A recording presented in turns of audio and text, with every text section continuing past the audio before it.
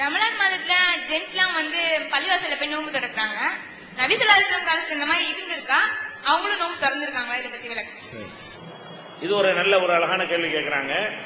இப்ப ரமலான் மாசத்துல பள்ளி வாசல்கள் என்ன செய்யறாங்க? நோம்பு கஞ்சி, பேரிச்சம்பழம், அது மாதிரி கூல்ட்ரிங்க்ஸ், வடை, பல வகையான பழங்கள், வசதிக்கு தகுந்தவாறு பல ஏற்பாடுகள்லாம் செஞ்சு பள்ளி வாசலில் நோன்பு திறக்கக்கூடிய ஒரு பழக்கம் இருக்கிறது.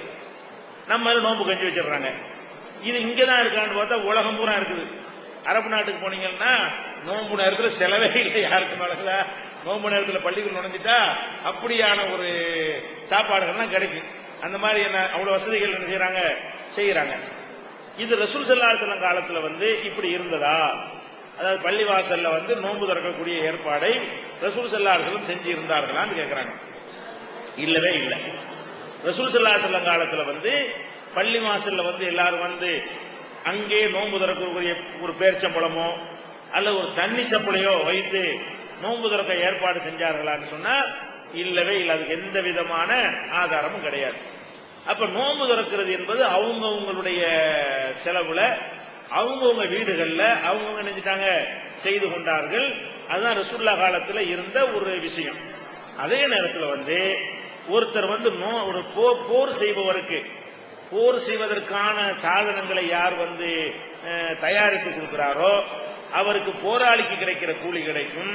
யார் ஒரு நோம்பாளி நோன்பு திறக்கிறதுக்கு உதவி செய்கிறாரோ அவருக்கு நோம்பாளிகளே கூலி கிடைக்கும் என்று ரசூல் ஸல்லல்லாஹு அலைஹி வஸல்லம் அவர்கள் அவங்க செய்யல. ஆனா பர்மிஷன் கொடுக்கறாங்க. அவங்க செய்யல, செஞ்சது மட்டும் மார்க்கம் இல்லை.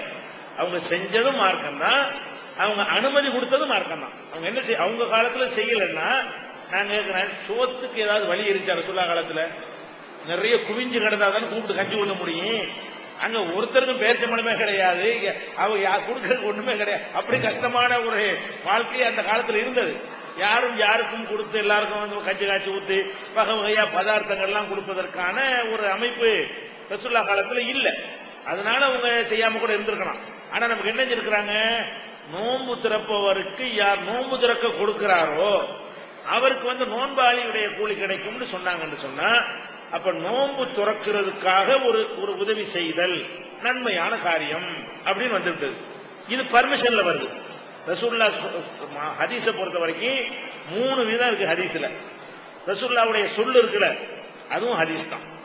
ரசூலுல்லாஹ்வுடைய செயல் இருக்குல்ல, அதுவும் ஹதீஸ் தான். ஒருத்தர் செய்யும் போது ரசூலுல்லாஹ் பார்த்துக்கிட்டு அங்கீகரிச்சாங்கல்ல, அதுவும் ஹதீஸ் தான். அப்ப ரசூலுல்லாஹ்வுடைய விஷயத்தை நம்ம எடுத்துக்கொள்வதா இருந்தா ரசூலுல்லாஹ் சொன்னாலும் எடுத்துக்கொள்ளணும், அவங்க செஞ்சாலும் எடுத்துக்கொள்ளணும்.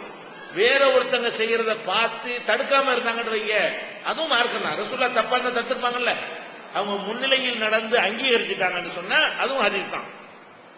சொல் செயல் அங்கீகாரம் 3 ரசூலுல்லாஹ்வுடைய சொல்லு செயல் அங்கீகாரம் 3 மார்க்கம். இப்ப ரசூல் ஸல்லல்லாஹு அலைஹி வஸல்லம் அவர்கள் நோன்பு திறப்பதற்கு கொடுக்கிறத அனுமதிச்சிட்ட காரணத்தினால நம்ம காலத்துல என்ன யோசிக்கிறோம்?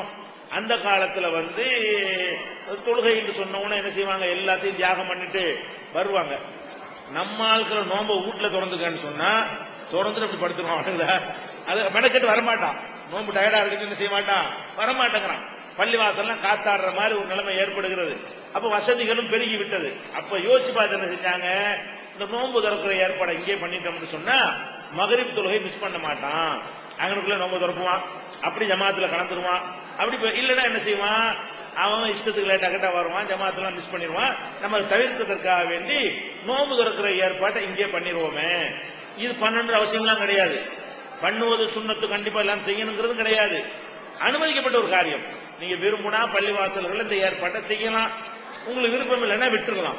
இது அனுமதிக்கப்பட்ட ஒரு செயல் தானே தவிர பயங்கரமா வரவேற்கத்தக்கதோ அப்படியான ஒரு செயல்லாம் கிடையாது. இப்ப அனுமதிக்கப்பட்ட என்ன செய்யறோம்? நம்ம நோம்பாளி கஞ்சி ஊத்தினா நோன்பு திறக்கிறதுக்கு நம்ம நன்மை கிடைக்குமே, நம்ம பேரிச்சம்பழம் வாங்கி கொடுத்தோம்னா அந்த நன்மை நமக்கு கிடைக்குமே, ஒரு வடையை வாங்கி கொடுத்தா அந்த நன்மை கிடைக்குமேங்கிற அடிப்படையில் நம்ம என்ன செய்யறோம்? அந்த நோன்பு கஞ்சிகளை பள்ளியிலே கொடுக்கிற ஒரு ஏற்பாடு இதனால் தான் வந்துச்சு. எதனால வருது? நோம்பு நேரத்தில் டயர்டா இருக்குன்னு சொல்ல போனா அதுக்குரிய ஏற்பாடுகளை தயார் பண்ணுவது. பெண்களுடைய சுமையை முக்காவாசி குறைஞ்சு போயிடுதுல, அவங்களும் நோம்பு வச்சுக்கிட்டு இவனுக்கு நோம்பு திறக்கிறதுக்காக வேண்டி சவரட்டனை செய்ய சொன்னா அவங்க நொந்து உள்ளாயிருவாங்க. போய் பள்ளிவாசல் கஞ்சி ஊற்றிடுவாங்க கருத்தி விட்டாங்கன்னா அவங்க ரிலாக்ஸ். இதெல்லாம் கவனிக்கிறாங்க. இதெல்லாம் சிரமங்களை கருத்துல கொண்டு நம்ம வசதிக்காக செய்து கொண்ட ஏற்பாடை தவிர மார்க்க ஏற்பாடு கிடையாது. எது நோன்பு கஞ்சி கொடுப்பது. ரசூலுல்லாஹ் ஒண்ணு சொல்றாங்க, பள்ளிவாசல்ல வர்றீங்க, பள்ளிவாசல்ல பாத்ரூம் போறீங்களா? ரசூலுல்லாஹ் காலத்துல இருந்துச்சாங்க என்ன செய்வீங்க? இல்ல. பள்ளி ஒண்ணுக்கு போறது பள்ளிவாசல் வர்றீங்க. நிறைய பேர் கக்கூசு போறதுக்கு அங்க வர்றான், பள்ளிவாசலுக்கு வர்றான். பள்ளிவாசல்லையே என்ன செய்யுது, மலஜலம் கழிக்கக்கூடிய ஏற்பாடு இருக்கிறது. பள்ளிவாசல்ல ஹவுல் கட்டி வச்சிருக்கிறீங்க. ரசூலுல்லாஹ் காலத்துல ஹவுல் கட்டி இருந்ததா?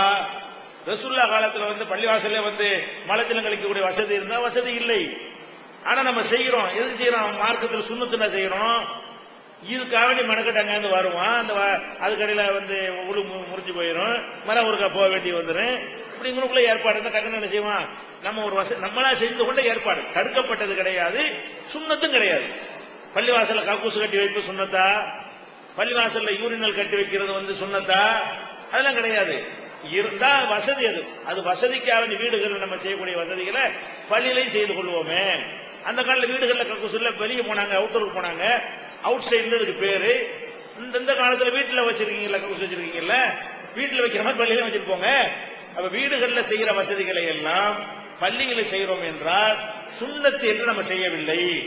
இது செய்தால் பெரிய சவாபு என்று நம்ம செய்யவில்லை. இது ஒரு தேவையாக ஆகிவிட்டது. தேவைக்கு நம்ம செய்து கொள்கிறோம். ரசூலுல்லாஹ் காலத்துல ஃபேன் போட்டாங்கன்னு கேட்க முடியுமா?